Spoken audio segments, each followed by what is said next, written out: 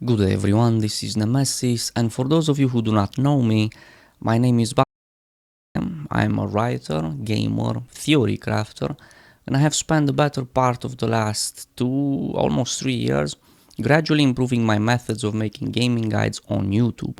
I originally started out doing them live, then I progressed into a scripted format, until eventually, in my quest to make the most complete gaming guide ever made, I ended up with a little over 11,000 words on a guide I did for the Elder Scrolls Online.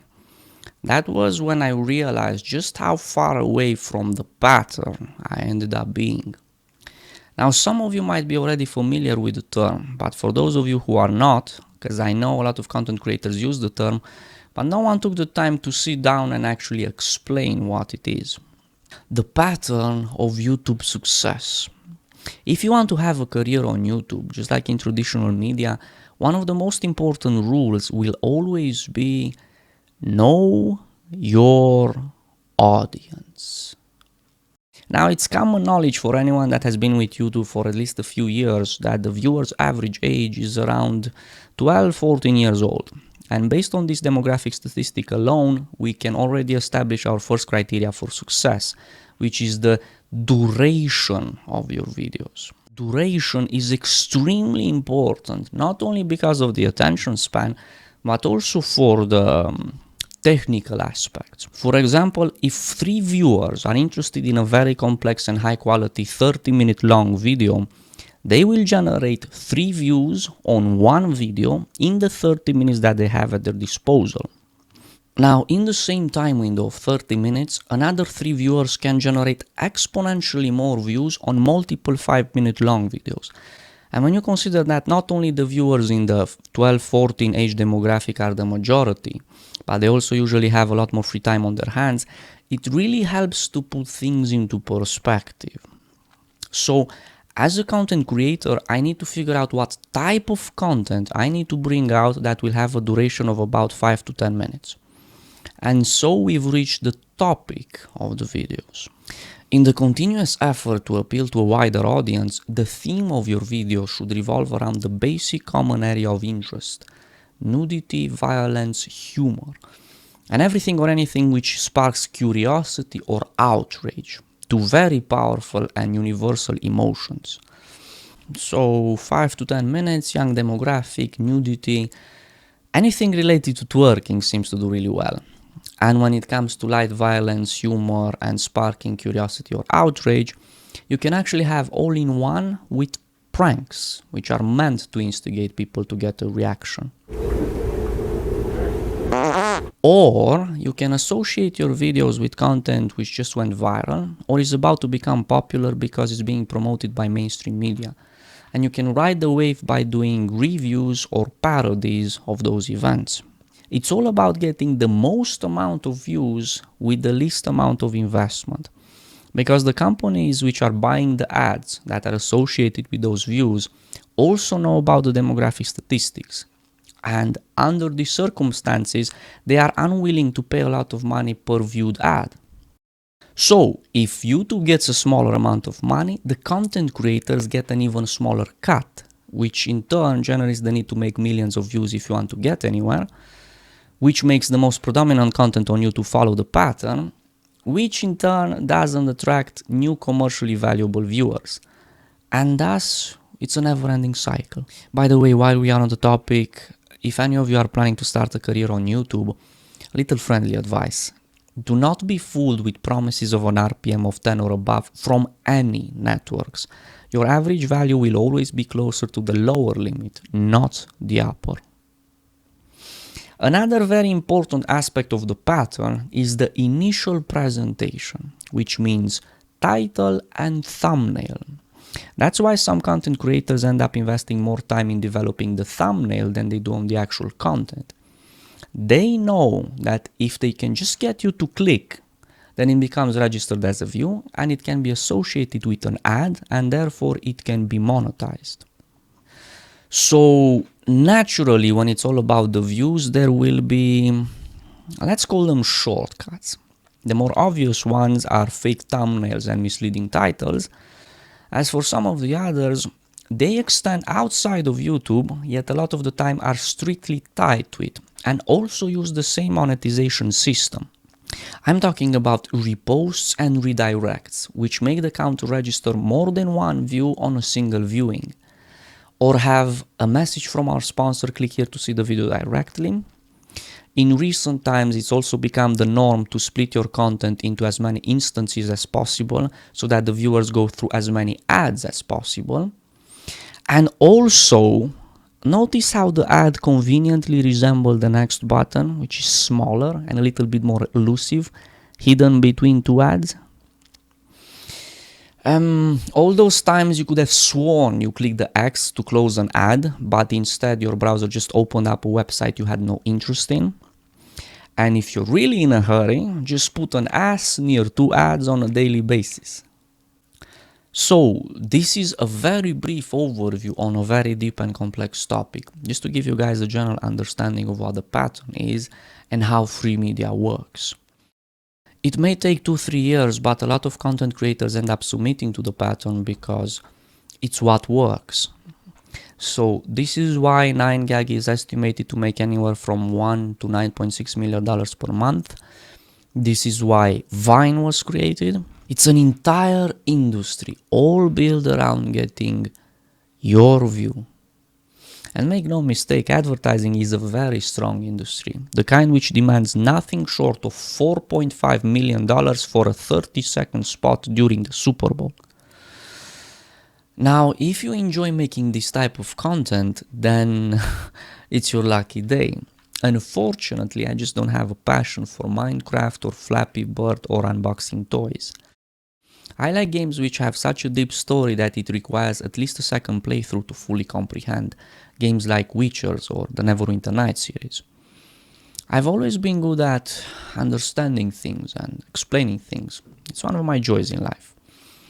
That's why when it comes to MMORPGs, I've always been attracted to the ones with the most complex combat and build system. That's also why I ended up doing guides on YouTube in the first place. It's actually a funny story how it all started, but I digress. Whenever I release a new build guide, it's usually a 3-stage process. First, I get the idea in my head and do some initial testing to see if it's something viable. If I'm onto something promising, I start acquiring everything I need to make it work. This stage may take all the way up to a week, depend on how hard to obtain that everything is. Second stage begins once the build is ready, so I can take it for a spin a few days to see if I haven't missed anything and if there is any way to improve it even further. During this time, I'm also preparing the actual script for the guide, which may also take 1 or 2 days, since sometimes I need to restructure some ideas because they were not comprehensive enough, or I may just end up entirely cutting out parts of the guide, and so on. The last stage consists of acquiring all the footage I need to prove my points, doing the voiceover for it, and then there's the editing to merge everything into the final product. If all goes well, the entire process takes me about 2, sometimes 3 weeks. Now, if the video I'm releasing poses interest to only 14,000 people, I'm not going to have a very good month, since in the free media, the views are all that matter. YouTube is a platform on which the quality of your work is irrelevant if you do not follow the pattern. So every month I have to decide on what to sacrifice, quality or profit. Should I put my guides behind the paywall? Should I create a lot of filler content to compensate? Because if I'm going to compromise, I might as well go for the pattern.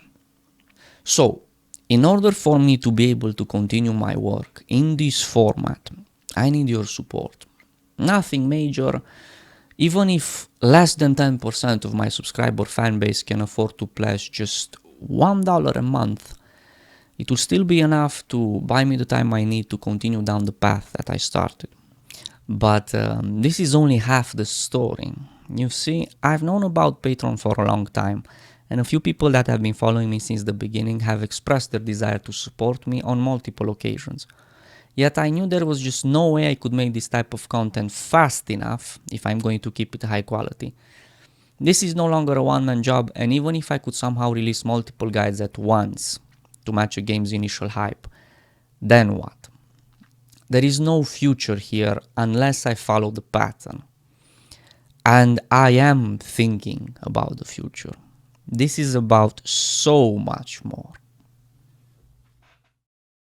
I have learned much in the 2 years that I was with YouTube, and even more in the 8 months that I was away. I got involved very briefly with television and politics. Yet this is how I came to conceive this master plan, if you will.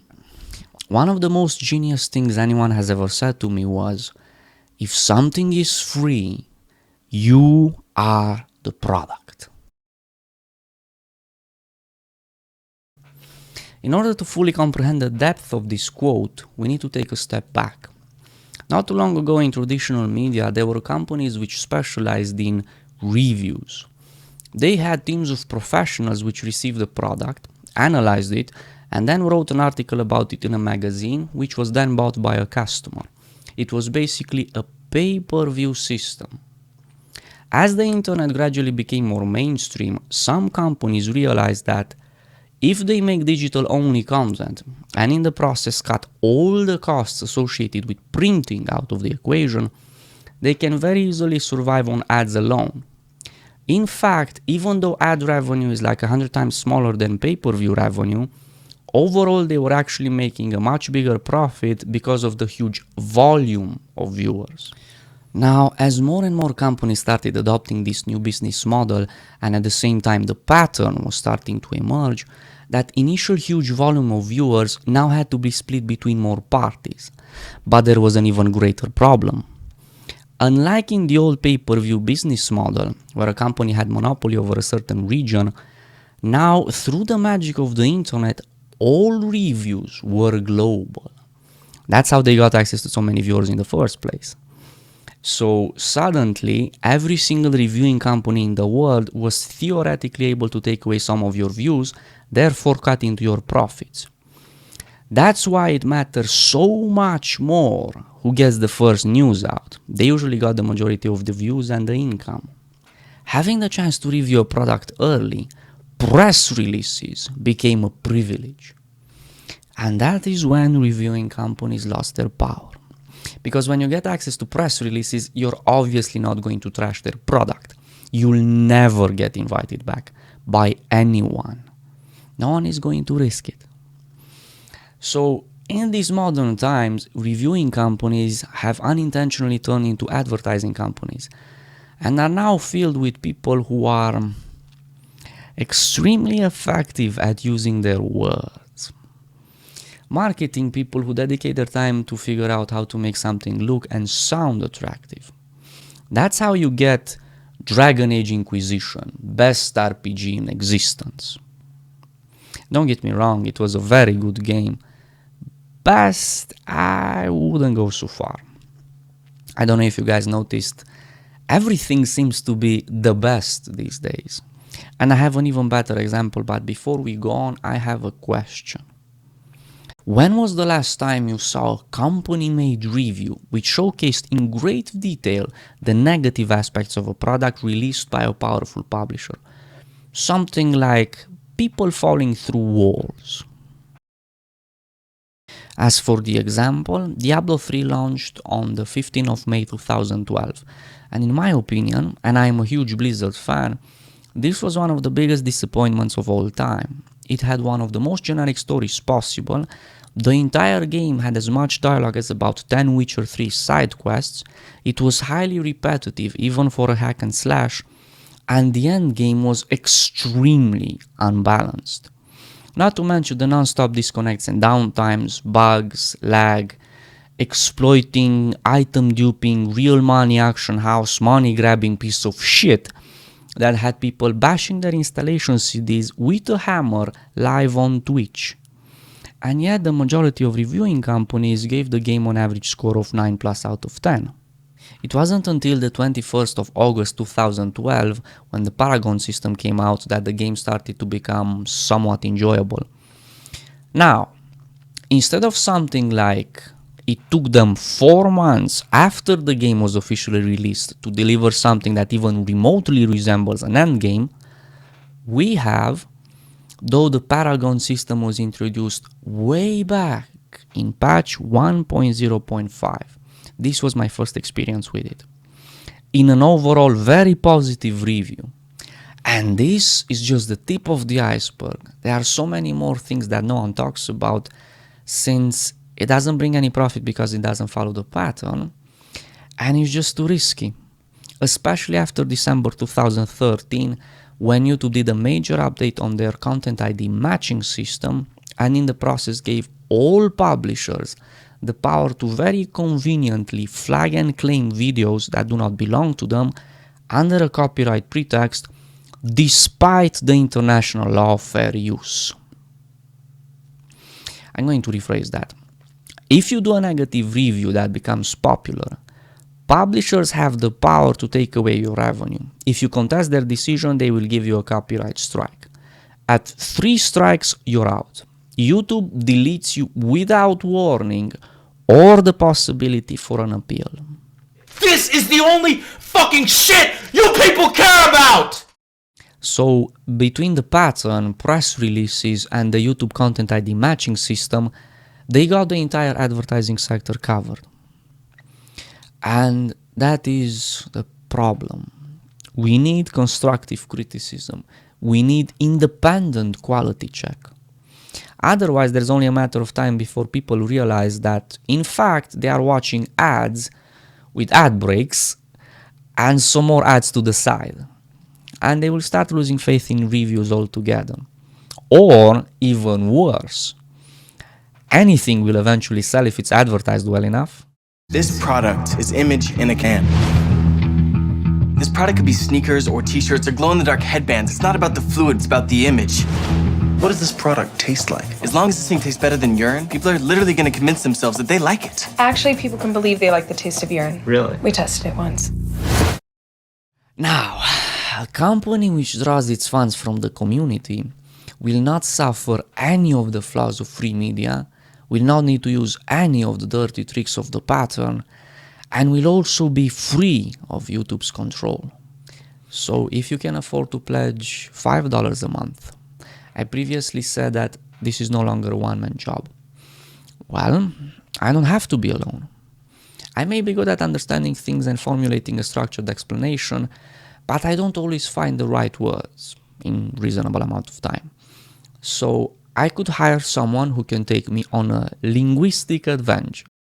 Hiring additional theory crafters would result not only in better quality guides, because you get to brainstorm to find the best way to deliver the finished product, but it would also significantly lower the production time, especially when it comes to really complex things such as balance checks for various MMOs, which require massive amounts of testing. As an example, we have the recent video dedicated to Guild Wars 2, in which I did an in-depth analysis of 100 ranked PvP games using the Necromancer class. That meant sorting through 16 hours of footage. The upcoming Necromancer PvP build had another 90 ranked games in the making. Even the rather simplistic PvE analysis was composed from dozens of recorded dungeon runs, amongst other things. I wanted to see what it would take to make the kind of videos that I want. That's why I dedicated most of my free time in the last few months making these. I wanted to get a feel for it. And it could work. With more people, we can really do something special. You see, guys, the reason why no one goes as in-depth in their videos as me is not because I'm the greatest. It's because there is no profit to be had doing this type of work. As for reviews, instead of focusing on only one side of the coin, they will contain all of the relevant information, delivered of course in a very enjoyable, eye-candy, spoiler-free way with the help of professional video editors and CGI experts, which I also plan to hire. The amount of coverage and advertising will be done based on the quality of their product, not the extent of their marketing budget. We might get flagged and claimed for negative reviews, which normally would result in no revenue, bankruptcy. Doesn't matter when you're crowdfunded. We may not receive access to press releases because of our 100% uncompromised reviews policy, which again normally means no early release, no views, no revenue, bankruptcy. Doesn't matter when you're crowdfunded. And of course, as I get more and more people involved in this project, I plan to expand to multiple MMOs, multiple genders, multiple platforms. I also plan to centralize all of our work on ad-free website, which will have the special feature that will allow all of our supporters to make requests. Reviews on upcoming products, specific guides, add-ons, you name it. The most popular requests will always be answered, as long as it's in the realm of possibilities, of course. And last, but definitely not least, les pièces de résistance. Unlike other content creators who have also branched out from the YouTube monetization system, I will not turn off YouTube ads. I did some research and I also spoke with a few officials, and as it turns out, unmonetized negative reviews could potentially be treated as malicious intent. So not only are you at a high risk of having your YouTube account deleted, but one could get in all sorts of legal problems in the long run. Apparently, it would be a much wiser decision to allow them to flag and claim the content I created with the intent to profit, since in many parts of the world that may be considered as fraud due to the international law of fair use. Now, I still strongly believe there should be a difference between free viewers and the supporters.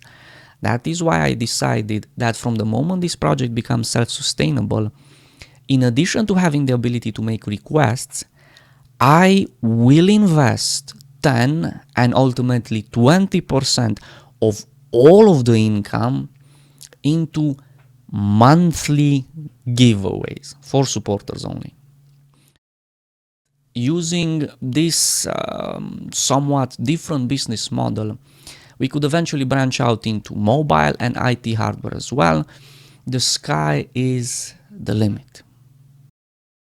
As more and more creators are flooding the internet in an attempt to hit the jackpot, and even big-time developers have a bigger marketing budget than a development budget, in an age where you can't even trust user ratings anymore, when companies are getting more and more desperate with their ads, and even Hollywood movies are becoming very elaborate ways to have product placements, 贤主演的大牌有印第安摩托车、CNN 电视台、迅家谱、Sparkle 赛车服、固特异轮胎、美孚润滑油、中国建设银行、安利纽崔莱、阿垮矿泉水、奥利奥、维多利亚的秘密、汤姆福特、百威啤酒、怡宝、彩虹小马、GUCCI、宝马迷你、兰博基尼、唐卡玩具、劳斯莱斯、帕加尼、雪佛兰、布加迪跑车、凯迪拉克、红牛饮料、 I just got picked up by Red Bull. 百威啤酒、 Your car? Huh? 妈富隆、 You like music? The pill.